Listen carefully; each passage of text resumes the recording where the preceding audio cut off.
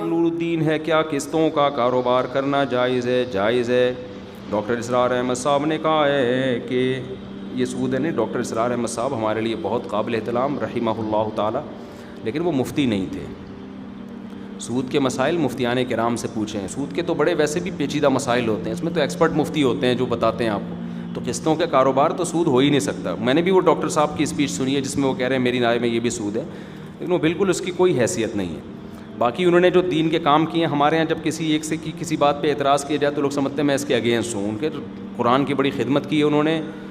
جو ہماری نئی جنریشن ہے, جو اسکول یونیورسٹی کالجز کے لوگ ہیں, اور بڑی اپر لیول کا جو ہمارا طبقہ ہے, اس پہ بڑا ان کا اچھا کردار ہے. بڑی محنت کے ساتھ وہ درس قرآن دیا کرتے تھے, اب بھی ان کے درس موجود ہیں.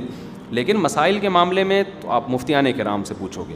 تو سود سے اس کا کوئی تعلق نہیں ہے, بلکہ یہ جو آیت نازل ہوئی ہے نا, احل اللہ البیع وحرم الربا, مشرکین مکہ نے کہا تھا کہ سود کیوں حرام ہے.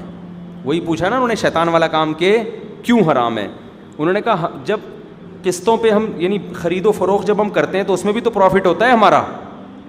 تو وہاں بہت سے مفسرین نے لکھا ہے کہ وہاں بیع سے ان کی مرادی قسطوں والی خرید و فروخت, کہ قسطوں پہ جب ہم چیز لیتے ہیں تو اس میں پروفٹ, جب ہم چیز بیچتے ہیں قسطوں پہ ادھار پہ تو ہم اپنا مارجن کیا رکھتے ہیں, زیادہ. تو سود میں بھی تو یہی ہے. تو فرق کیسے ہو گیا؟ تو اسی کے جواب میں قرآن نے کہا کہ بھئی فرق یہ ہے کہ حل اللہ البیع, اس خرید و فروخت کو اللہ نے حلال رکھا ہے اور اس کو کیا رکھا ہے, حرام رکھا ہے. تو کسی بھی چیز کی کیش پیمنٹ کم اور ادھار پہ اس کی پیمنٹ زیادہ ہو سکتی ہے, شرعاً جائز ہے. ناجائز یہ ہے کہ آپ اسی مجلس میں طے نہ کریں. دیکھو ایک چیز میں اپنا موبائل میں بیچتا ہوں, میں کہتا ہوں بھائی یہ کیش پہ 1 لاکھ کا ہے اور قسطوں پہ 1.5 لاکھ کا. آپ چلے گئے موبائل لے کے کہ ٹھیک ہے کل پیسے لے آیا تو 1 لاکھ دے دوں گا, اور اگر نہیں لایا تو سمجھنا 1.5 لاکھ. یہ حرام ہے. اسی وقت طے کرو کہ 1 لاکھ والی پیمنٹ پہ لوگے یا 1.5 لاکھ والی, اسی وقت طے کرو. اور جو ایک دفعہ طے ہو گئی اب اس میں کمی بیشی نہیں ہو سکتی. مثال کے طور پر آپ نے کہا میں 1.5 لاکھ والی پیمنٹ پہ سودا کر رہا ہوں اور میں 1 سال میں پیمنٹ دوں گا.